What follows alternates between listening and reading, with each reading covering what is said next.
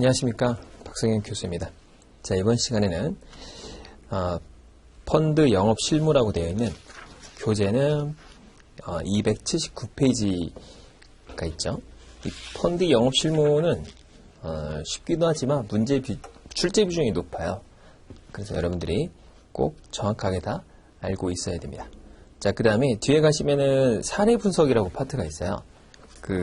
쭉 넘어가시면 페이지로 486페이지로 가시면 이 권유와 사례 분석이 있는데 이 부분과 살짝 겹칩니다. 그래서 여러분들이 그 부분을 좀 알고 있으면 좋을 것 같아요. 자, 그래서 첫 번째 280페이지로 가시게 되면은 이 펀드 판매 단계가 나오죠. 그래서 6단계로 이렇게 구성이 되어 있습니다. 그래서 쭉 나오죠. 거기 보시면 이 6단계 프로세스가 굉장히 시험이 많이 나옵니다. 그러니까 이제 교재에 보시면은 이 281페이지에 보시게 되면 거기에 6단계 프로세스가 쭉 나오죠. 280페이지도 보시면은 그 단계별로 쭉 칸이 돼 있고, 그 다음에 281페이지로 가면은 1단계 각각 무엇을 하느냐 이렇게 돼 있는데, 이 단계를 암기를 하셔야 돼요. 이 단계가 뭐가 중요하냐? 엄청 중요합니다. 그래서 이 프로세스를 지키지 않으면 욕먹는 것뿐만 아니라 이 법적으로 문제가 돼요. 그래서 꼭 지켜야 됩니다. 은행이라든가 이런 데 가시면은 미스터리 쇼핑이라고 해서 나옵니다. 감시하는 거예요. 감시. 왜 이 미스터리 쇼핑이라고 이름을 줬는지는 잘 모르겠어요. 전혀 미스터리하지 않은데 아무튼 옵니다. 와가지고 이 프로세스를 잘 지키는지를 체크를 해요. 그래가지고 못했다. 감점을 받고 은행에 붙여놓습니다.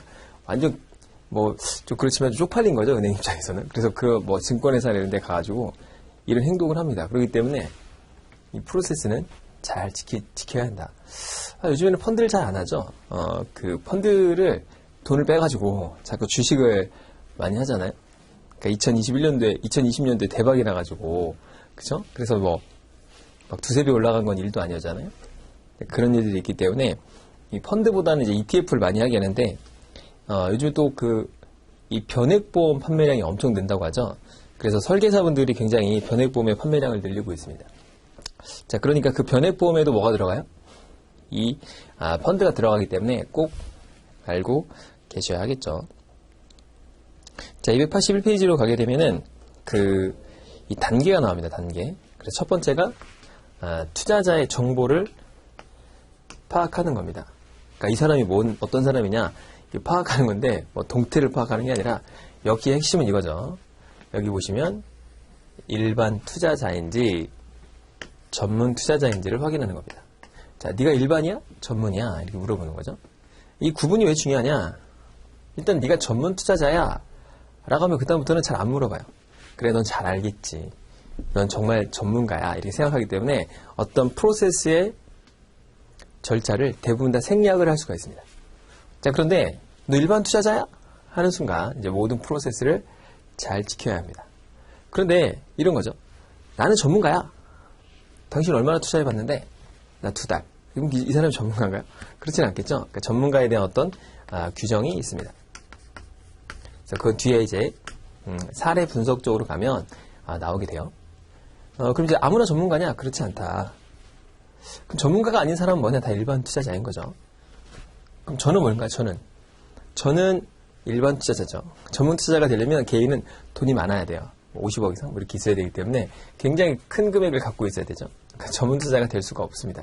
물론 돈이 많으면 되겠죠. 그러니까 규정이 있어요. 어떤 규정들을 따라야지만이 전문 투자자고. 내가 전문 투자자예요. 근데 나는 전문가 아닌 것 같은데? 그러면 일반 투자자가 될 수 있습니다. 자, 그런데 은행이라든가 증권회사는 무조건 전문 투자자예요. 이게 규정에서 절대적 전문 투자자, 상대적 전문 투자자 이런 것들이 있다. 자, 그 다음에 이 사람이 일반 투자자라고 하면이라고 됐을 때요. 이제부터는 이 정규 프로세스를 모두 따라야 되는 거죠. 자, 보면은 투자 목적, 재산 상황, 경험 등을 파악해서 뭘 하죠? 등급을 매깁니다. 위험 등급. 여기가 핵심이죠. 그래서 이제 펀드를 판매하는 과정을 알고 싶다. 그럼 증권사나 은행이나 가셔서 10,000원짜리도 가입을 할 수 있어요. 나 펀드에 가입하러 왔다라고 하시면 이런 절차를 여러분들에게 똑같이 할 겁니다. 자, 그렇기 때문에 이 절차대로 판매를 하면 된다. 위험 등급이 뭐냐? 당신이 얼마나 위험을 감수할 수 있어요? 라고 묻는 거예요.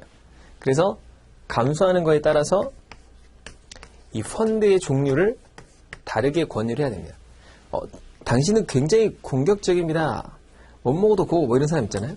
자, 그런 사람들은 약간 공격적으로 펀드를 팔 수 있고, 나는 10원만 잃어도 막 벌벌 떨려 잠을 못 자겠어 이런 사람들 있죠. 자, 그런 사람들은 굉장히 보수적으로 판매를 해야 되겠죠. 자, 그 다음에 이런 게 꼴보기 싫다. 나 진짜 싫은데 나 다 아는데 맨날 왜 자꾸 물어봐. 이런 사람들이 있어요. 그런 사람들이 거부할 수가 있습니다. 할 수 있겠죠. 그럴 사람들에게는 반드시 서명, 너 이거 받기 싫다고 했다, 나한테 딴 말 하지 마 라고 하는 서명을 받고 펀드를 판매해야 됩니다. 자, 이게 1단계죠. 그래서 거기 보시면 281페이지에 자, 이 투자자가 판매회사의 영업점을 방문한다. 자, 그 다음에 거기 보시면은 펀드 상담 또는 매수를 원할 경우, 자, 펀드 판매 창구라고 되어 있죠. 여기 나오죠. 창구로 싹 안내합니다. 아무데나 앉으면 안 돼요. 아무데나 가가지고 나 여기서 할래요. 이 직원이 되게 좀 잘생겼는데 나 이 직원은 탈래요. 안 됩니다. 옆으로 가시면 조그맣게 팻말이 붙어 있어요. 펀드 하는 곳, 펀드 판매 창구라고 되어 있어요. 거기 가면은 펀드 창구 직원이 엄청 친절하게 일로 오시죠 고객님, 제가 상담해 드릴게요 라고 하면서 안내를 해줍니다. 자, 그 다음에 거기 일반 투자자, 전문 투자자라고 되어 있죠. 자, 그 다음에 투자자 정보 확인서, 이런 단어가 있죠. 여기다가 동그라미 하나 쳐놓읍시다. 설문지 같은 걸 받아요. 그 뒤에 가시면은 이 고객의 위험 등급을 구분하는 방법들이 있어요. 뭐 3단, 3개로 구분하는 것도 있고, 뭐 4개로 구분하는 것도 있고, 5개로 구분하는 게 있는데, 보통은 5개로 하죠. 5단계로 보통은 하게 돼 있죠. 예, 뭐, 이거는 정해진 건 아니에요. 그 회사에 맡기는 겁니다. 뭐 은행에 맡기던, 증권사에 맡기던, 니네들이 알아서 해. 그렇지만 등급에 맞게는 판매해야 돼. 라는 겁니다. 자, 그 다음에 거기 보시면은 절차를 원하지 않을 때, 이렇게, 서명을 받아서, 그래서 중요한 단어는 이거죠. 서명. 이 단어가 중요합니다. 자, 거기다 동그라미 하나 쳐놓고요. 자, 넘어가면은 이제 2단계가 나오죠. 자, 2단계를 보면은 성향을 분류하는 거야. 너 당신 뭐야? 당신 성향이 어떻게 돼? 라고 하는 거죠. 그래서 보통은 성향을 7단계로 분류할 수도 있는데, 여러분 이제 보통 판매하는 상품들은 대부분 다 5단계입니다. 5단계. 그래서 공격적이냐, 보수적이냐, 이런 걸 판단하는 거죠. 자, 어떤 스타일인가? 이건 뭐 사람에 따라 달라요. 근데 이게 좀 특징이 있는 게, 그 사람이 절대적으로 이렇게 딱 평가할 수 있나요? 그러니까 보통은 이제 설문지 방식으로 하는데, 한 뭐 10개 이렇게 물어보죠. 10개 물어봐요. 그 사람 10개만으로 딱 그 사람의 성향을 판단할 수 있냐? 그런 건 안 되겠죠. 그런 건 좀 너무나 이렇게 좀 불합리한 거겠죠. 그래서 여러 가지 방식들이 있습니다. 자, 그런데 보통은 10단계로 돼 있다. 자, 그 다음에 그 밑에 보면은 그런 얘기가 나오죠. 해당 결과가 나오된 과정 및 그 의미를 설명해라. 그러니까 이제 당신이 이런 성향이 나왔다. 당신 굉장히 공격적인데, 이거 보니까 너 대단해. 그런 얘기를 해줘라. 라는 거죠. 자, 이 다음에 이제 나오는 게 3단계죠, 3단계. 요 제목들을 꼭 기억해야 돼요. 왜냐하면 다음 단계를 순서대로 적어라 라고 하면 요게 이렇게 나올 때가 있어요, 이렇게. 그리고 그 안에 있는 내용을 써놓고서 그 내용을 순서대로 쓰세요 라고 하는 게 문제의 출제가 될 수 있습니다. 자, 그러니까 이 두 가지를 다 기억해야겠죠. 자, 성향이 나왔어요. 당신 공격적이야. 야, 이거 대단하십니다. 공격적으로 나올 사람 거의 없습니다. 거의 없어요. 정말 특이하게 이제 공격적이구나. 대박이시네요. 공격적이면 모든 펀드를 다 할 수가 있단 말이에요. 아, 그렇군요. 그럼 이제 펀드를 선정해 줍니다. 자, 그래서 성향이 부합하는 펀드를 골라주는 거예요. 그럼 그걸 꼭 반드시 해야 되냐? 그런 건 아니고, 선정을 해줄 수 있다. 자, 그렇죠? 그래서 거기 보면은 3단계에 한번 읽어보겠습니다. 부합하는 선정 및 투자 권유. 자, 그런데 그런 경우가 있어요. 내가 보수적이에요. 나는, 살 떨려서 조금만이라도 손해가 나면 안 돼. 라고 이렇게 성향이 나온 거예요. 그런데, 이 성향이 좀 잘못됐다. 난 굉장히 공격적인데? 나 좀 더 높은 거 투자하고 싶은데? 절대 안 되냐? 그런 건 아닙니다. 나 좀 더 공격적으로 하고 싶다. 그럼 거기 3단계에 보시면은, 권유 펀드를 거부하고 더 높은 위험의 펀드 매수를 요청하는 경우, 부적합 금융투자상품 거래 확인 내용이 포함된 확인서, 거기 써있죠? 부적합. 그러니까 나한테 적합하지 않은 거를 난 할 거야 라고 하는 확인서를 쓰면 됩니다. 이거를 제출하면 돼요. 이거 반드시 뭐 해야 돼요? 서명을 받아야 됩니다. 자, 자기가 이걸 하기로 했어. 근데 그 절차를 벗어나. 그럼 무조건 서명을 받아놔야 돼요. 왜냐? 나중에 뒤탈이 생기니까. 이 펀드라는 거는 무조건 누구 책임이에요? 본인 책임입니다. 본인 책임. 그러니까 네 책임이야. 그러니까 네가 모든 걸 다 결정한 거기 때문에 손해나는 것도 네가 감수해야 돼. 위험도 이익도 네가 다 가져가지만 손해도 네가 다 가져가는 거야. 그렇기 때문에 자, 이런 모든 프로세스를 본인에게 다 맡기는 겁니다. 그렇죠? 원래 신탁이라는 제도는 자, 이게 모든 펀드나 돈을 맡기는 걸 신탁이라고 하죠. 신탁이라는 상품 자체가 원래 나왔을 때가 이제 중세 시대부터 나왔었는데 왜 그러냐면 상속을 못한 거예요. 그러니까 귀족들이 자녀들한테 상속하는 게 원래 불법이었어요. 그러니까 상속을 못하니까 자기 재산이 이렇게 있으면 줘야 될 건데 못 주잖아요. 그러니까 남한테 맡겨요. 신탁을 시킨 다음에 내가 죽어. 그 신탁을 주게끔 이렇게 하는 건데 신탁의 원리에서 특징이 뭐냐면 모든 재산의 권한이 맡긴 사람이 아니라 맡은 사람에게로 소유권이 다 넘어가요. 구조가. 그러니까 주는 거예요. 일종의. 그렇게 만들어졌던 거예요. 그러다 보니까 이 재산을 운영하는 사람이 이 위탁받은 위탁자가 운영을 막 하는 거예요. 자기 멋대로. 그거에 대해서 우리가 말할 수가 없는 겁니다. 맡긴 사람이 수탁자인데 이 맡긴 사람이 한마디 말을 못해요. 이게 신탁제도인데 이 제도가 아직도 다 남아있습니다. 국민연금 생각해 보시면 알 수 있죠. 자, 연금에 우리가 돈을 맡겨요. 근데 국민연금이 돈을 많이 못 벌었어. 그렇다고 우리가 욕을 할 수 있나요? 물론 뭐 언론에서 욕을 할 수 있겠죠. 하지만 거기에 대해서 법적으로 책임을 물을 수가 없습니다. 왜냐하면 모든 권한이 다 위탁자에게 넘어가기 때문에 그래요. 자, 그렇기 때문에 이런 제도가 있는 거죠. 자, 그 다음에 펀드에 대한 설명을 주구장창합니다. 이때 시간이 엄청 많이 걸려요. 여기까지는 시간이 별로 안 걸리는데 이 펀드 프로세스에서 사실 이게 가장 중요하죠. 이 펀드는 손해가 이렇게 날 거야. 어디 투자하는 거야. 뭐 ESG에 투자하는 거야. 뭐 그 다음에 뭐 펀드 환매 수수료는 어때? 이렇게 설명하는 거죠. 자, 그 다음에 거기 이제 의사 확인. 교재에 보면은 자, 거기 11-1번이라고 돼 있죠. 거기다 별표를 하나 쳐놓으세요. 설명을 들은 투자자가 매수를 원하지 않는 경우 의사를 재차 확인하고 투자 권유를 중지해라. 그러니까 딱 설명을 열심히 했는데 엄청나게 했어요. 한 30분 합니다, 보통. 30분 해야 돼요. 정상적으로 하면. 얘가 듣더니 안 할래. 이러면 열받는 거죠. 판매 직원은. 근데 고객이 안 했다. 원하지 않는다. 중지를 해야 됩니다. 거기다 별표. 자, 그 다음에 매수를 원할 경우에는 설명서, 교부 및 설명 내용. 돈을 받아야겠죠. 투자금 수령, 통장 교부 이런 것들 합니다. 자, 그런데 그 밑에 보면 신규 투자자, 고령 투자자, 초고령 투자자에게는 뭘 받아야 되냐? 적합성 보고서를 받아야 돼요. 거기다 별표. 이게 뭐냐? 그 직원이 이 사람에게 이걸 팔았어요. 그 파는 이유가 뭐냐? 이 사람이 이걸 해야 되는 적합한 이유가 뭐냐를 이렇게 적는 거예요. 이분은 조금 덜 공격적이시고 적정한 수익을 원해서 제가 ELS 상품을 권유했어요 라고 하는 그런 설명을 하는 거죠. 자, 가입하고 나면 끝인가요? 사실은 끝이죠. 하지만 사후관리를 열심히 해야겠죠. 그래서 정기 잔고 통보도 해드리고 그 다음에 자산운용 보고서 같은 걸 보내줘야 됩니다. 왜냐하면 펀드는 종류가 너무나 많잖아요. 몇천 개가 되죠. 그런 펀드에서 투자하고 있는 내역 가장 중요한 건 뭐죠? 수익이죠. 수익, 손실, 뭐 세금 뭐 이런 것들을 다 통지를 하게 됩니다.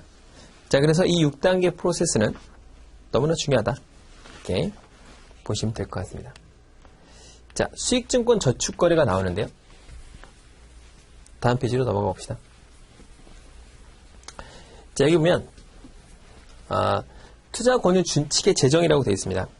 교재에는 없어요. 이게 이제 뒤에 가시면 이 사례 분석에 나오기 때문에 투자 권유죠. 자, 한번 읽어볼까요? 금융투자업자, 증권회사예요. 증권회사 보통 권유람에 있어서 임직원이 준수해야 될 기준 및 절차를 정해야 된다. 자, 파생상품에 대해서는 등급별로, 그러니까 투자자 등급이 되게 중요하다는 거죠. 준칙을 마련해야 된다. 자, 그래서 표준 투자 권유 준칙을 제정할 수 있다. 자, 투자협회가 표준 투자 권유 준칙을 제정할 수 있는데 이걸 반드시 따라야 되는 건 아니고 그 회사가 투자 권유 준칙을 마련해야 된다 그런 얘기입니다. 회사마다 당연히 있죠. 이 절차를 따르지 않으면 안 됩니다. 근데 이걸 이제 보통 이 투자협회가 만들어 놓는 걸 거의 다 따라 하겠죠. 이거 너무 벗어나면 욕먹을 거 아니에요. 자, 그렇다라는 거고. 자, 투자 권유라는 게 여기 나오죠. 자, 특정 투자자를 상대로 해서 매매, 자문, 일임, 신탁계약 이런 게 다 뭐예요? 권유입니다. 한마디로 얘기해서 판매하거나 자문 계약을 맺거나 일임 계약을 하거나 자, 이런 거라는 거죠. 자, 포트폴리오 투자라는 건 뭐냐? 분산하는 거죠. 한 개에 투자하는 게 아니라 여러 개. 근데 펀드 자체가 원래 포트폴리오가 돼 있죠. 그러니까 펀드에서 삼성전자, 오리랑 이런 경우는 없어요. 그죠? 뭐 당연히 적은 비율로 가져갈 수는 있겠지만 항목이 투자하는 대상이 한 20개, 20개 이렇게 되게 작을 수는 있겠지만 보통은 포트폴리오가 되어 있죠. 그러니까 이 포트폴리오 되어 있는 것도 설명을 해줘야 돼요. 얘 투자됐고 얘 투자됐고 이렇게 설명을 해줘야 된다. 그럼 이제 주로 한 50개씩 투자가 되는데 많게는 100개 이렇게 투자할 수도 있겠죠. 그걸 다 설명하냐? 네, 다 설명합니다.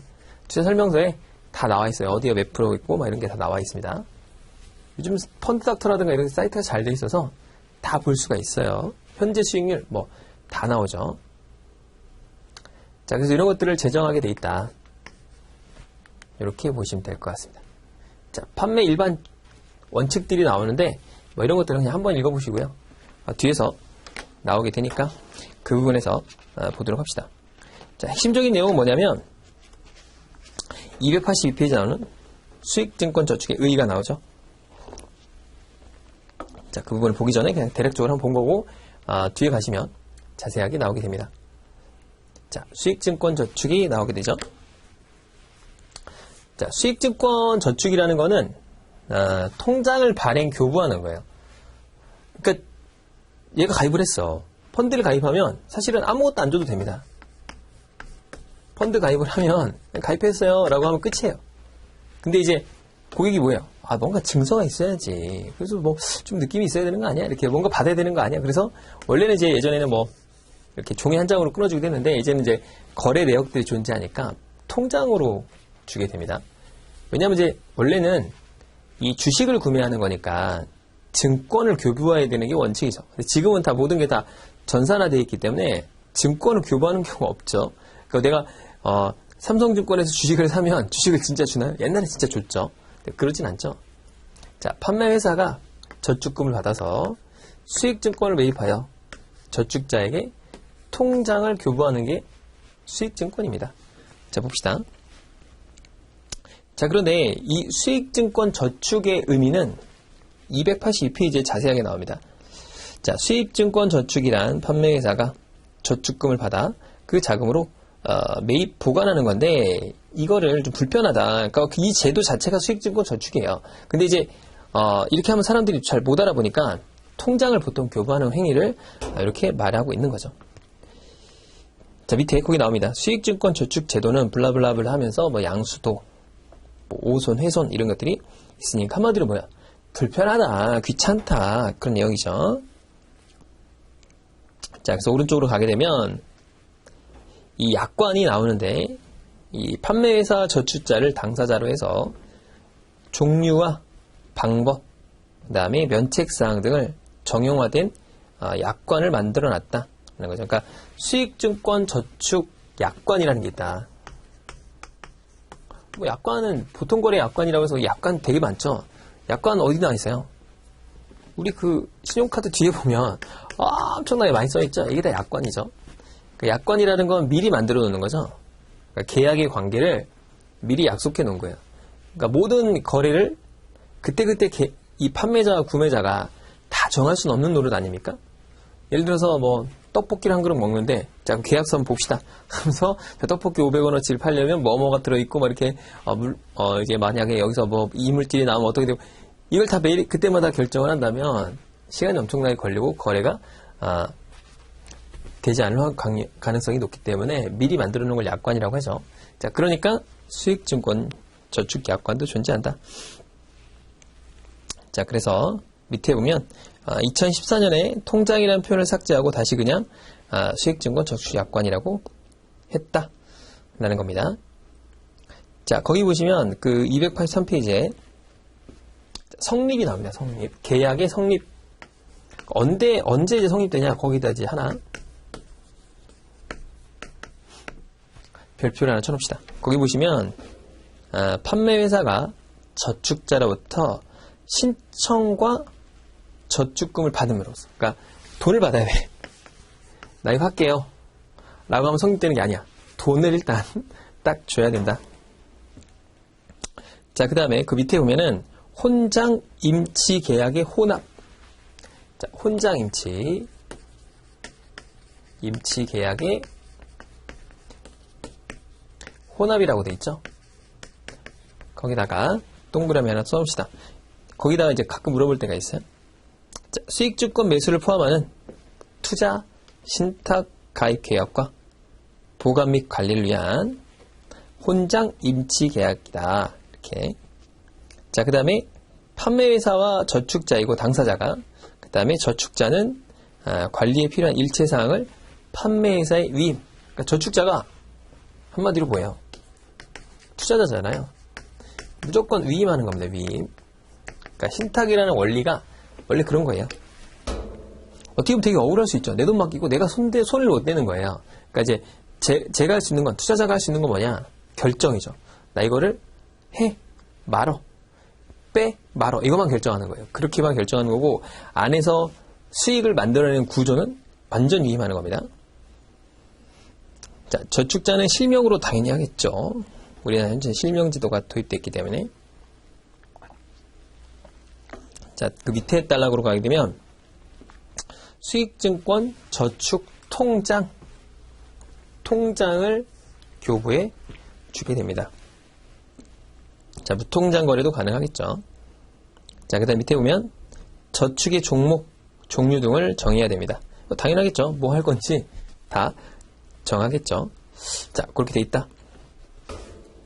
자, 그 다음에 대상 종목 운영을 담당하는 금융투자업자가 금감원장에게 증권 신고서를 제출하고 그 효력이 발생한 투자신탁의 수익증권을 한다. 한마디로 판매할 수 있는 그런 내용을 원래 거기 나와 있는 단어 중에 증권 신고서라는 게 있어요. 예를 들어서 A라는 펀드를 판매를 하고 싶어요. 그래서 증권회사가 만들었어. 그러니까 투자회사가 만들었습니다.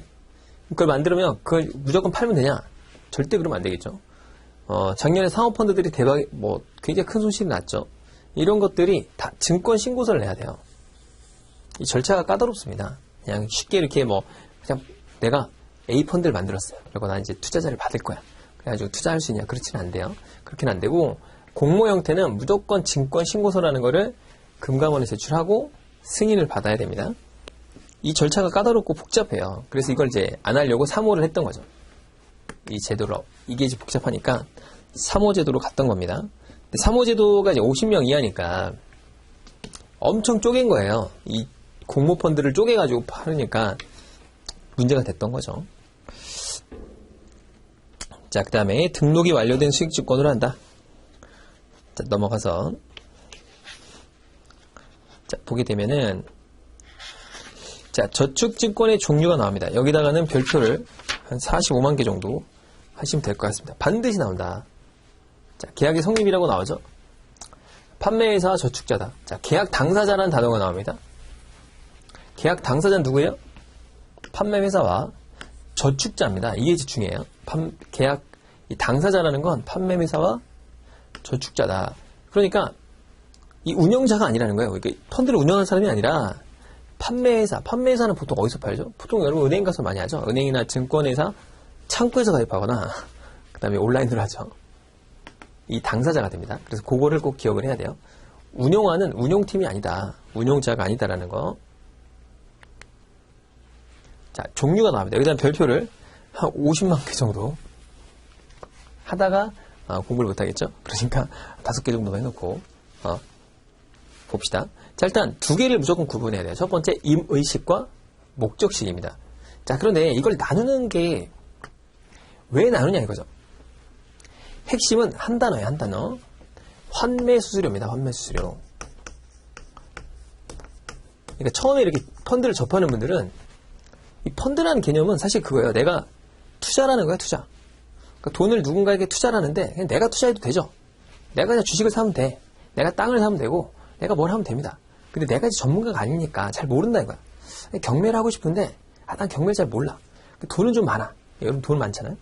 그걸 좀 남한테 맡겼으면 좋겠어. 전문가한테. 그게 펀드예요. 별거 아닙니다. 자, 그런데 적금하고 다른 게 우리가 적금이나 예금은 뭐가 있냐면 얘네들은 딱 고정된 것만 주죠. 고정된 금리를 주기 때문에 제일 중요한 게 뭐냐? 만기죠, 만기. 그러니까 금리와 만기예요. 그렇지 않습니까? 제일 중요한 건 이제 금리겠죠. 금리 많이 주는 데로 가면 되잖아요. 근데 이제 만기가 있으니까 내가 이걸 돈을 언제 쓸까 고민을 많이 하겠죠. 그래서 한 3개월 뒤에 쓸 거야. 5개월 뒤에 쓸 거야. 그럼 보통은 이제 기간이 길면 금리가 좀 높으니까 이걸 장기로 가져가서 금리를 높게 받을 거냐. 내 돈을 써야 되는지 혹시 몰라. 그래서 한 3개월로 할 거냐 6개월로 할 거냐 결정을 하는 거죠. 왜 만기를 결정하죠? 왜냐하면 중간에 해지하면 이 금리를 다 안 주잖아요. 그죠? 약정된 금리가 5%인데 중간에 해지하면 1%도 안 주는 뭐 그런 아주 참담한 결과가 나오죠. 그러니까 만기를 잘 결정해야 돼요. 그런데 펀드는 그런 게 없어요. 사실은. 무슨 얘기냐면 펀드는 약정된 금리를 주는 게 아니죠. 뭘 주는 거예요? 수익이죠. 이게 수익이 최고잖아요. 수익만 나오면 돼요. 근데 수익이 이게 뭐 정해진 게 아니니까 하루 만에 30%가 났어. 빨리 빼고 싶은 거야. 일주일 만에 40%가 났어.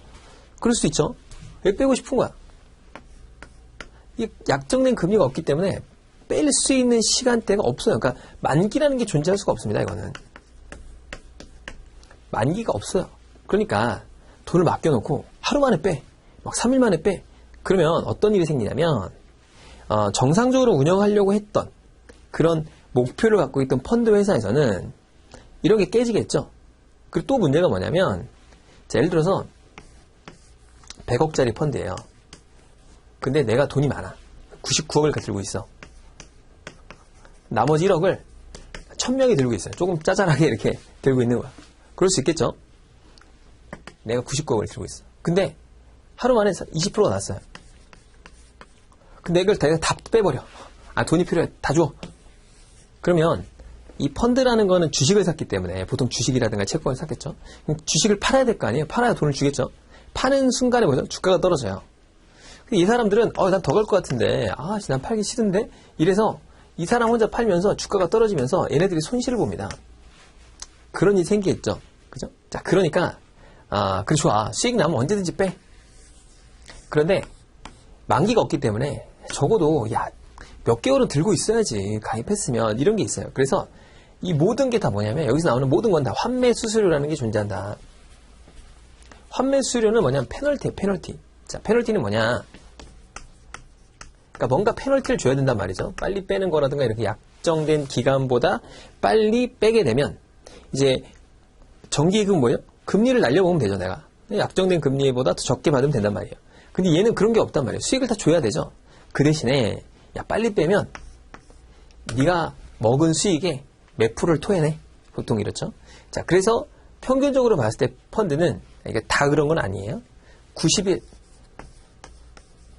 이내에 찾게 되면 그러니까 약정된 기간보다 내가 입금을 했어요. 입금한 순간부터 90일 이내에 환매를 하면 보통 70% 정도의 환매 수수료가 발생합니다. 그러니까 이제 이건 일반적인 경우고요. 그러니까 꼭 그런 건 아닙니다. 다 달라요. 그러니까 여러분들이 펀드를 가입할 때나 판매할 때 그 부분을 잘 봐야 되죠.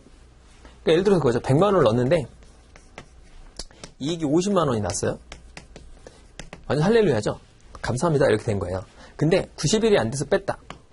그러면 70%를 떼갑니다. 이익금의 70%예요. 그러니까 여기에 35만 원을 싹 가져갑니다. 그럼 나는 15만 원만 받는 거예요. 그럼 이 35만 원 누가 가져가냐 이거죠. 펀드 회사가 가져가요? 판매 회사가 가져가요? 아닙니다. 이걸 가져가는 게 아니고 아까 99억이 있다고 그러고 나머지 1억 이렇게 있을 거 아니에요.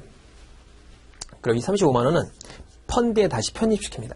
그러니까 이 1억이 남아있는 이곳에 그냥 갖다 집어 넣어주는 거예요. 왜냐? 너 약속한 것보다 더 빨리 빼갔잖아. 그러니까 이 수익금은 이 사람들이 손해볼 수 있으니까 여기다 반납해 라는 거예요. 그래서 이 펀드에 편입된다 라는 표현이 그런 겁니다. 자, 이 단어도 굉장히 시험에 잘 나오죠. 그러니까 환매 수수료는 어디 갑니까? 하늘로 붕 뜹니까? 증발합니까? 아니면 땅으로 꺼집니까? 아니라 이 펀드로 그대로 편입되는 거예요. 정부로 들어가는 그런 거 아닙니다. 누가 꿀꺽하는 거 아니에요. 그러니까 기존에 있던 사람들이 뭔가 손해를 볼 수 있기 때문에 펀드에 편입된다라는 거예요. 자, 그러니까 제가 설명을 할 때는 항상 이 기준으로 설명을 할게요. 자, 이걸 기준으로 봐야 되는데 그러면 이 90일 이내에 발생하는 환매 수수료는 건 바이 건으로 발생합니다. 무슨 얘기냐면 자, 내가 입금을 첫째 날에 뭐 100억, 10억을 넣었어요. 자, 둘째 날, 뭐 한 달 뒤에 또 10억을 넣었어. 또 1개월 뒤에 또 10억을 넣었어. 그 다음에 이제 3개월 차가 됐습니다. 또 1개월 뒤에 또 10억을 넣었어. 그러면 90일 기간이 지나면 환매 수수료가 없다고 그랬잖아요. 없다고 했으니까. 그럼 얘는 자, 3개월이 지났죠. 처음에 넣었던 건 3개월이 지났고 자, 얘네들은 지금 3개월이 아직 안 됐죠. 그죠? 그럼 내가 이제 인출을 합니다. 인출을 해서 10억을 인출해요. 그러면 상식적으로 자, 여기서도 1억의 수익, 1억의 수익, 1억의 수익, 1억의 수익이 다 발생했다고 해봅시다. 그럼 10억을 뺄 때 자, 얘는 3개월이 지났고 얘네들은 안 지났어요. 그럼 뭐부터 빼게 해주는 게 정상적인 거예요? 이거죠, 이거. 이걸 뺐을 때는 환매 수수료가 발생하지 않겠죠. 얘는 3개월이 지났으니까. 그렇죠? 얘네들은 안 지났으니까. 근데 펀드 판매 회사에서 멋대로 야, 그럼 너 이것을 뺀 거야? 라고 가정을 해서 여기서 70%를 떼어가면 굉장히 억울하겠죠, 고객이. 아니, 야, 이거는 3개월이 지났는데 여기서 해주면 안 돼? 안 돼, 안 돼. 여기서 할 거야? 이러면 안 되겠죠? 그래서 무조건 원칙이 있어요. 무조건 케이스 바이 케이스로 빼가는 거고 선입선출법입니다. 먼저 들어온 걸 먼저 빼나가게 돼 있어요. 그래야 고객한테 유리하죠. 자, 펀드는 일단 무조건 고객에게 유리하게 돼 있다. 이렇게 생각하시면 돼요. 고객에게 유리하다. 단돈 1원이라도 고객에게 유리하게 합니다. 그러니까 고객이 유리하죠, 이게. 그래서 입금한 케이스 바이 케이스로 빼가는 거고 뺄 때도 그 다음에 기간은 선입선출. 그럼 만약 이 사람이 15억을 뺐다 라고 하면 여기서는 발생을 하지 않았겠죠? 그럼 이 중에서 5억만 빼가는 거고 여기에 수익은 얼마예요? 50%니까 5천만 원이 되겠죠? 거기에 70%인 3,500만 원만 떼가는 거예요. 이 환매 수수료로. 그럼 그 3,500만 원 어디로 가요? 꿀꺽해요? 아니죠. 펀드에 편입됩니다. 기존 투자자들에게 반환해 주는 거예요. 그래서 나중에 극단적인 사례도 말씀드릴게요. 진짜 있었던 사례입니다. 진짜 있었던 사례도 있으니까 여기 이제 이 환매 수수료가 펀드로 편입되다 보니까 기존 투자자들은 가만히 있음에도 뭐가 생기는 거죠? 이익이 발생할 수 있어요. 이런 일이 있습니다. 진짜로. 자, 그래서 선입선출법이다. 그러면 현실적으로 펀드는 이 임의식이나 목적시나 의미가 없어요. 왜 그러죠? 그냥 90일만 지나면 되니까 이렇게 가입하는 게 의미가 없습니다. 그래서 보통은 이거 아니면 자유적립식으로 가입을 많이 해요. 그런데 이 목적식으로 하면 약간의 혜택이 있어요. 얘가 뭐냐면 펀드 환매 수수료를 좀 일정액을 빼주거나 좀 더 혜택이 있습니다. 그래서 그걸 봅시다. 자, 임의식은 여기가 중요하죠. 저축 기간과 금액을 정하지 않아. 그 펀드를 입금할 때 금액 제한이 있습니까? 없어요. 여러분이 뭐 제가 돈이 많아. 한 5천억 있어요. 한 2천억을 갖다 넣었어. 아니, 상관없어요. 1조 넣어도 됩니다. 좋아합니다. 빨리 넣으세요. 이렇게 할렐루야 하지. 싫어하지 않아요. 근데 이제 최소 금액은 있죠. 막 2천원 이렇게는 안 받아. 설명해 줘야 되는데 입이 더 아파. 그러니까 2,000원 정도는 안 되고 보통 뭐 5만 원, 10만 원 최소 금액은 있지만 입금에 제한이 없어요. 기간 제한 있나요? 없습니다. 절대 없어요. 왜냐면 주식이 계속 올라가면 계속 땡큐죠. 그죠? 그러니까 기간이 없습니다. 이렇게 자유롭게 정하는 거죠. 자, 그런데 목적식은 여기 중요하죠. 기간이나 금액을 정해야 됩니다. 저축자가 기간과 금액을 정하는 거야. 아, 그렇구나. 근데 사실 펀드라는 건 금액 제한이 없기 때문에 이게 사실 의미가 없는데 어떤 의미가 있다? 약간의 혜택을 준다. 무슨 혜택이냐? 환매 수수료의 혜택이에요. 다 이게 환매 수수료하고 연관된 겁니다. 그렇게 정리하시면 될 것 같아요. 자, 거치식은 뭐냐? 일정 금액을 일정 기간 이상 저축하면서 수익금 범위를 인출 가능하다. 이거 뭐냐면 한 방에 넣는 거죠, 한 방. 거치식이 뭐야? 한 방에 넣고 더 이상 못 넣는 겁니다. 그러니까 1억을 넣었어요. 끝. 더 이상 못 넣어. 이렇게 되는 거죠. 자, 적립식은 뭐죠? 일정액을 10만 원, 5만 원 이렇게 알콩달콩 모아서 부자가 되는 거죠. 자유적립식은 자유롭게 입금을 하는 거예요. 그런데 기간이나 금액을 정하는 거죠. 얘는 안 정하는 거고. 자, 목표식은 뭐냐면 목표 금액을 정하는 거예요. 그래서 목표 금액을 정하면 도달을 하면 뺐을 때 기간에 상관없이 환매 수수료가 없는 겁니다. 환매 수수료를 내지 않게 하는 거예요. 자, 그래서 이렇게 정리하면 되는데 더 중요한 단어들이 있으니까 한번 봅시다. 자, 교재로는 284페이지입니다. 자, 저축자가 인출 요건 이런 걸 정하지 않고 임의로 하는 방식입니다.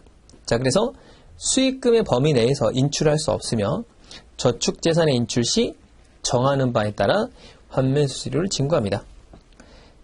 284페이지. 자, 저축금 인출 요건, 저축 기간, 저축 금액, 저축 목표 금액을 정한다. 이게 중요하죠. 거기다 별표. 자, 거치식. 자, 일정 금액 이상 저축하면서 수익금 범위 내에서 저축금을 인출할 수 있다. 자, 수익금의 범위 내에서 인출할 수 있다. 자, 그런데 추가 납입할 수가 없고요. 그냥 별도로 또 하나 가입하면 됩니다. 펀드가 있으면 또 못 내면 어떻게 하면 되죠? 아, 또 가입하면 되죠. 뭐 이 펀드 그냥 계속 가입하면 됩니다. 그러니까 전혀 의미가 없는 거예요. 뭐 이 거치식이라는 게. 왜냐하면 정기예금은 매일 금리가 바뀌죠. 그러니까 오늘 가입하는 거고 내일 가입하는 게 다르단 말이에요. 근데 펀드는 뭐 맨날 가입해도 상관없어요. 똑같이 있는 거니까. 입금의 차이만 있는 거죠. 물론 뭐 수익은 달라질 수가 있겠죠.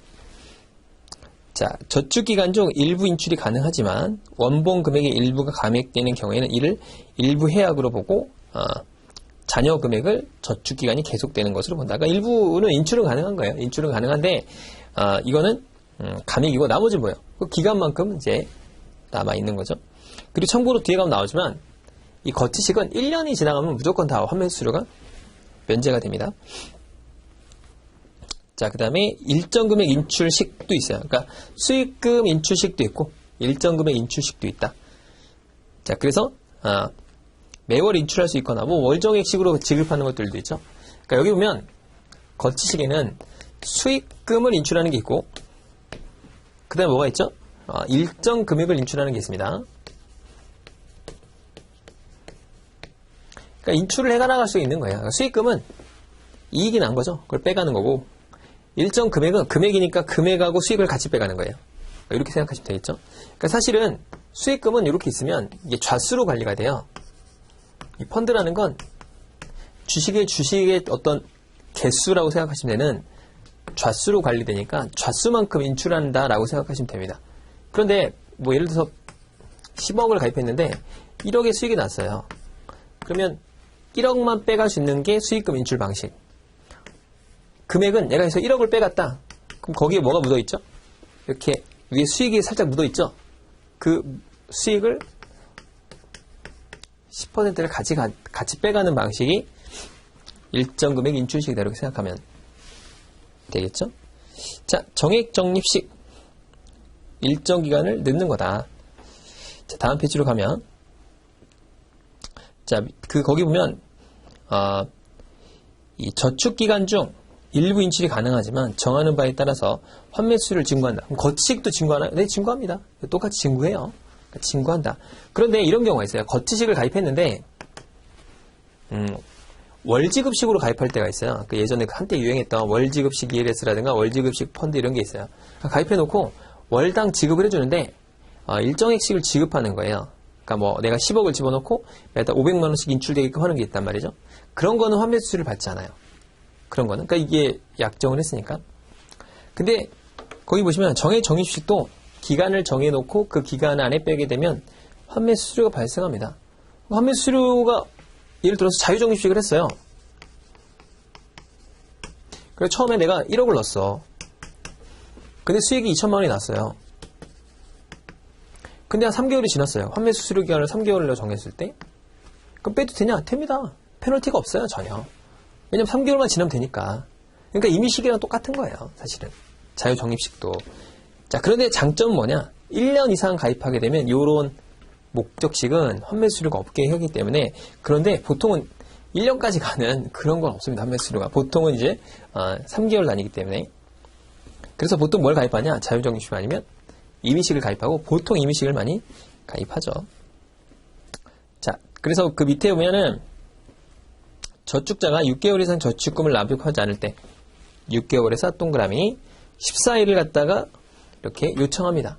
빨리 내세요 라고 이렇게 요청을 해요. 그런데 저축자가 조치를 취하지 않아요.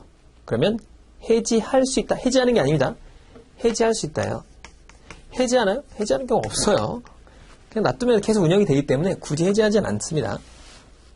그러니까 뭐 예를 들어서 소액펀드라든가 이렇게 펀드 규모가 작아져서 펀드를 없애버리는 경우가 있어요. 그런 경우를 제외하고는 없다. 자, 자유적립식 일정 기간을 정하고 제한 없이 수시로 저축하는 방식입니다. 자, 그런데 아까 말했듯이 자유적립식도 빨리 빼면 안 됩니다. 빨리 빼면 아까 90일 이내에 빼면 환매 수수료는 똑같이 나와요. 자, 그 다음에 목표식이 나옵니다. 목표식이 시험에 제일 잘 나오는데 사실은 이걸 가입한 사람은 없습니다. 목표식은 거의 가입이 안 돼요. 자, 저축 목표 금액을 정합니다. 그래서 수시로 저축하는 방식이에요. 자, 만기는 저축 금액이 저축 목표 금액에 도달하고 저축 기간이 종료된 때이므로 저축자가 약정한 만기를 도래하였으나 미달한 경우에는 저축 기간이 연장된다.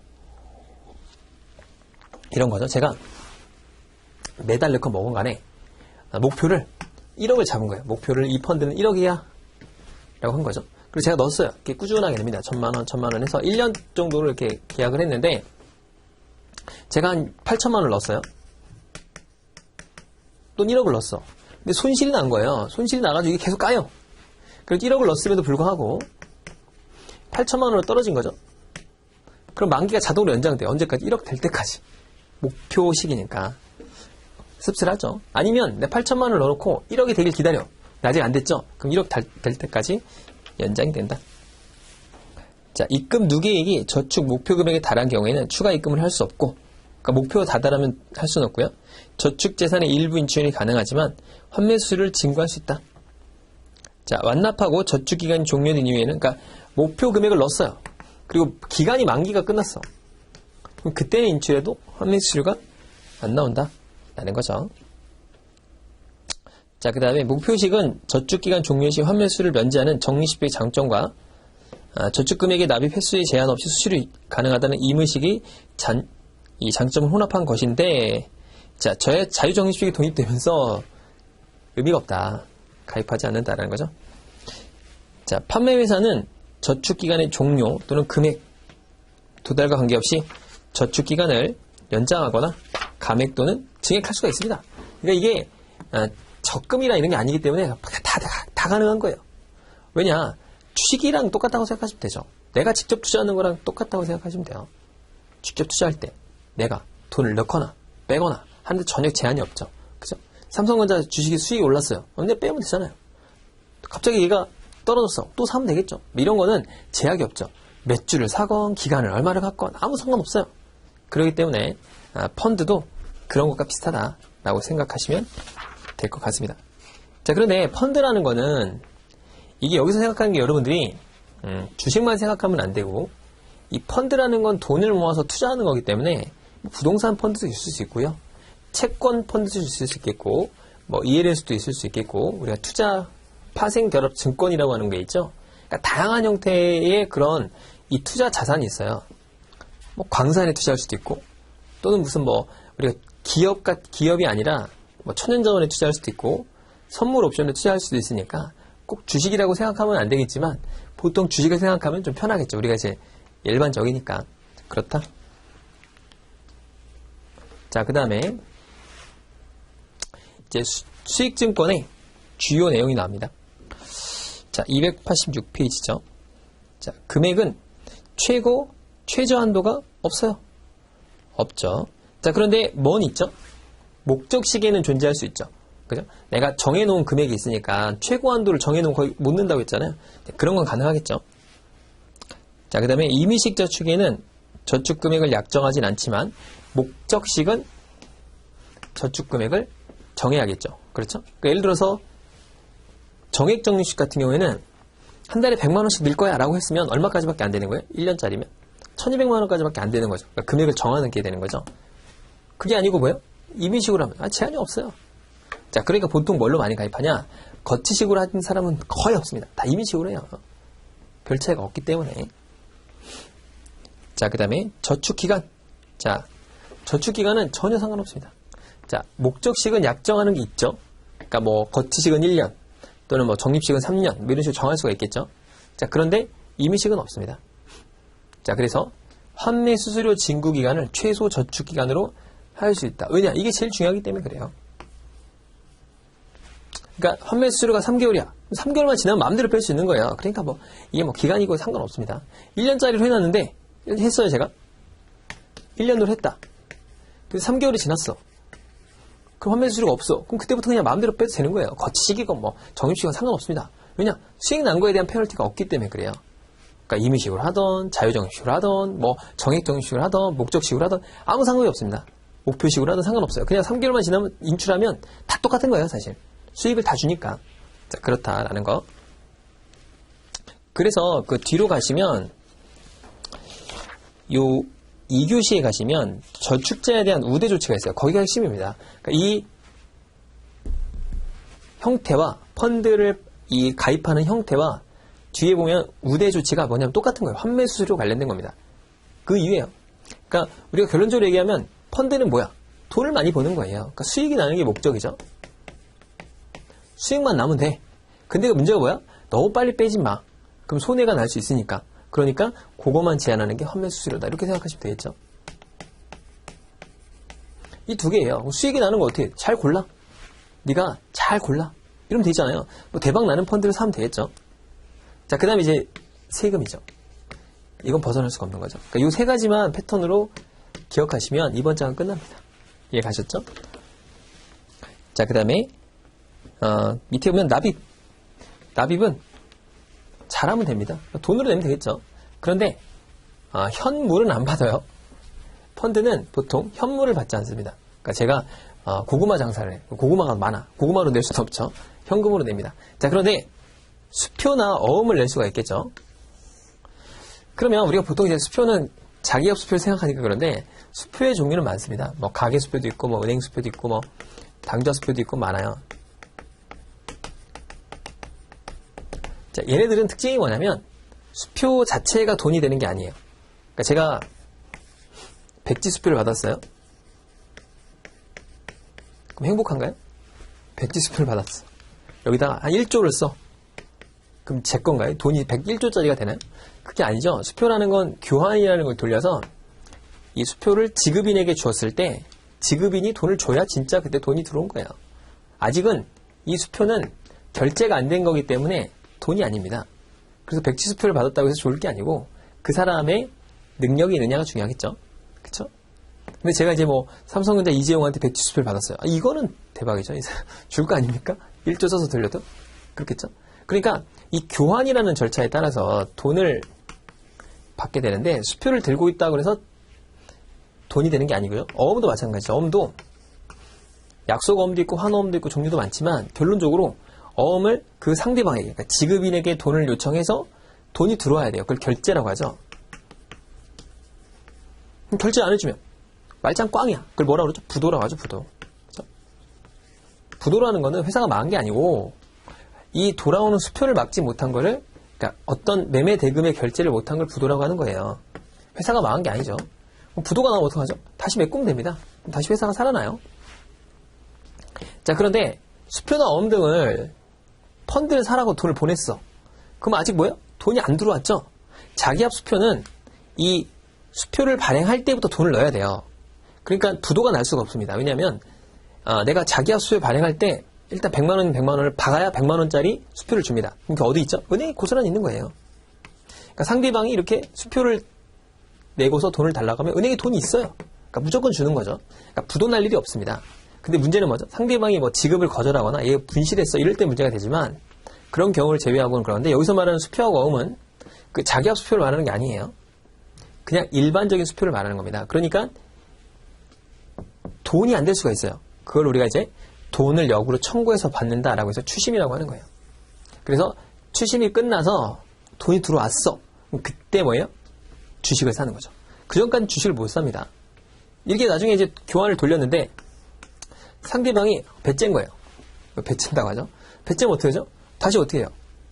반납해 줘야겠죠. 그러니까 주식을 사면 안 됩니다. 이게 교환을 돌려서 돈이 들어올 때까지 주식을 사면 안 돼요. 왜냐면 샀는데 돈이 안 들어왔어. 그럼 어떻게 되죠? 그 안에 손실이 발생할 수 있잖아요. 이익이 날 수도 있지만 손실이 나오면 누가 책임져? 아무도 책임을 못 지기 때문에 교환이 돌아와서 끝난다. 자, 그래서 거기 보면 그런 얘기가 나옵니다. 자, 287페이지를 보시면 두 번째 줄에 그런 얘기가 나와요. 수표나 어음 등이 지급이 거절됐어요. 한마디로 뭐야? 상대방이 배를 짠 거야. 난 돈 없는데? 이렇게 된 거죠. 자, 그래서 납입을 취소하며 그때는 납입을 취소한다 이거예요. 그 다음에 판매회사는 증권의 권리 보존 절차를 밟지 아니하고 저축자 또는 계좌 송금 의뢰인에게 수표를 반환합니다. 그러니까 고객이 수표를 냈어요. 그러면 회사에서 이걸 무슨 뭐 지급 거절됐으니까 이걸 막 내가 돈 받아내야지 이렇게 안 한다는 거죠. 그냥 저축자에게 줘버려요. 네가 알아서 해. 네 돈이니까 네가 알아서 해. 이렇게 한다는 거죠. 그게 원칙입니다. 자, 그 다음에 저축금을 수익증권 매수 전까지, 그죠? 아직 현금은 돈을 들어왔으니까 바로 삽니다. 근데 어음이나 수표는 바로 사는 게 아니다라는 거죠. 자, 그래서 저축금을 양도하거나 담보로 제공할 수 없다. 당연하겠죠. 고지한 지급 기준에 따라서 저축금 이용료를 지급해야 된다. 자, 저축자는 판매회사로부터 지급받은 저축금의 이용료의 지급 기준을 전자매체를 통해서 반영해야 된다라는 겁니다. 자, 그 다음에 수익증권의 매수입니다. 돈 냈어요. 이제 교환 돌아와서 정상적으로 지급이 끝나거나 현금으로 되어 있는 이런 걸 갖다가 판매회사는 수익증권을 매수합니다. 자, 그럼 여기서 중요한 거 수익증권이 거기 보면은 단위가 뭐냐 이거죠. 한좌입니다. 한좌. 이게 중요해. 한좌. 한좌. 주식수가 한좌라는 거예요. 그럼 처음에 이 펀드가 만들어지면 무조건 기준가는 1,000원이에요. 1,000원. 1,000원으로 시작을 합니다. 1,000원으로. 그래서 이게 변동을 하면 수익이 나면 1,100원, 1,200원 이렇게 올라가는 거예요. 이 기준가가. 떨어지면 떨어지겠죠. 그러면 이 좌는 한 좌당 얼마일까요? 처음에 개설이 되면. 한 좌당 1원입니다. 1원. 무조건 1원이에요. 1원. 그러니까 1원당 한 좌예요. 그럼 1,000원을 내면 어떻게 되죠? 내가 1,000원을 지불했어요. 그럼 몇 좌를 사는 거죠? 1,000좌를 사는 겁니다. 처음에는. 그런데 이게 비싸질 수가 있죠. 펀드가 계속 올라요. 2,000원이 됐어. 그럼 한 좌에 얼마죠? 2원이겠죠. 2원. 2원 정도 되는 거죠. 그러니까 이게 기준가에 따라서 변동하긴 하는데 최초로 한 좌는 1원이다. 그러니까 좌수가 1원당 1원이다 라고 생각하시면 돼요. 그러니까 가끔 뭐 1,000원당 한 좌다. 그런 펀드는 없습니다. 무조건 1원당 한 좌예요. 그러니까 그렇게 계산하시면 됩니다. 자, 별도로 분할하지 않고 이 이상의 저축자에게 수익권의 단위 범위 내에서 매각할 수 있다 라고 되어 있죠. 자, 매매 거래 등에 대한 통지가 나옵니다. 그러니까 사거나 팔거나 하면 통지를 하는데 뭘로 많이 오죠, 여러분? 요즘에? 카톡으로 많이 오죠. 카톡으로 돼 있어가지고 등록해 놓으면 카톡으로 많이 알려주는데 예전에는 그러니까 제가 이제 근무할 당시에는 카톡이 없었던 시절이라서 이제 뭐 문자 같은 거 보내주는데 문자도 돈이 많이 나오잖아요. 그러니까 보통 이제 정기 잔고 통보 같은 걸 해주죠.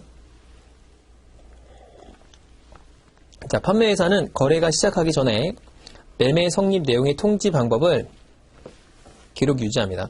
그래서 뭐 매매가 체결된 후 지체 없이 뭐 수수료 이런 것들 통지해야 된다. 자, 그 다음에 매월 마지막 날까지 모든 비용을 통지해야 된다. 자, 그런데 3번이 중요합니다. 자, 판매회사와 저축자 간에 미리 합의된 방법으로 통지를 해야 되는데, 자, 저축자가 보유한 집합투자증권이, 자, 상장지수 집합투자기구, 이게 뭐죠? 이게 ETF죠, ETF. ETF입니다. 자, 단기금융 집합투자기구, 이거 뭐예요? MMF죠. 자, 이런 MMF는 거의 손실이 나지 않잖아요. 그러니까 ETF 뭐죠? ETF는 상장되어 있기 때문에 다 볼 수가 있어요. 자, 그 다음에 사모 집합투자기구, 사모펀드라고 하죠, 우리가 보통. 작년에 뭐 옵티머스라든가 이런 애가 망했죠. 자, 그런 경우에는 이거나 또는 뭐야? 10만 원이야. 너무 작아. 아, 10만 원 너무 작아. 이런 것들은 통지를 받기 원하지 않는 경우에 저축자가 확인할 수 있도록 마련해 두거나 홈페이지에 수시로 확인이 가능해서 통지를 대신할 수 있다. 자, 그리고 또 뭐죠? 여기 보면 본인이 원하지 않는 경우. 야, 통지 좀 그만해. 아우, 지겨워. 스팸이야. 이렇게 하는 애들한테는 안 보내도 된다, 이런 겁니다. 거기다가 동그라미를 쳐놓읍시다. 그래서 접속하여 수시로 확인을 가능하다는 게 뭔 말이죠? 네가 알아서 봐, 이런 거죠. 자, 그래서 통지를 대신할 수 있다. 자, 밑에 서명 교부, 전화 전신, 모사 전송. 모사 전송이 뭡니까? 팩스죠, 팩스. 팩스 쓰는 사람 없죠? 팩스 쓰긴 하는데 이 비용이 많아요, 생각보다. 그래서 요즘은 다 이메일로 보내죠. 자, 그 다음에 한국예탁결제원의 전산망을 통해서 매매 확인서를 교부하는 경우. 그러니까 한국예탁결제원은 여러분 주식 사고 팔면 실물 자산이 왔다 갔다 하는 게 아니죠. 다 어디서 보관해요? 예탁결제원에서 보관하고 있습니다. 뭐 쿠팡이 이제 상장한다고 하잖아요. 우리나라에 상장하지 않고 미국에 상장한다고 하죠. 뭐 가치가 50조 뭐 이렇게 얘기한다는데 뭐 가봐야 아는 거죠. 아무튼 근데 요즘 주식시장이 좋으니까 뭐 가격이 올라갈 수도 있긴 하겠지만 어쨌든 간 그런 것들도 이제 예탁결제원에 예탁을 해놓고 뭐 DR 같은 거 발행할 때는 이렇게 다 활용하게 됩니다. 자, 그 다음에 모바일 시스템을 통해서 수시로 확인할 수 있도록 해라 라는 거죠. 자, 그 다음에 올해 정기장부 통제 내용이 삭제됐어요. 그래서 그 내용도 하나 기억하면 좋을 것 같습니다. 자, 그래서 이번 시간 여기까지 하고요. 다음 시간에는 그 만기 지급일부터 나오는데 굉장히 중요한 파트예요. 그래서 여기서 시험이 많이 나오니까 다음 시간에 또 보도록 합시다. 수고 많으셨습니다.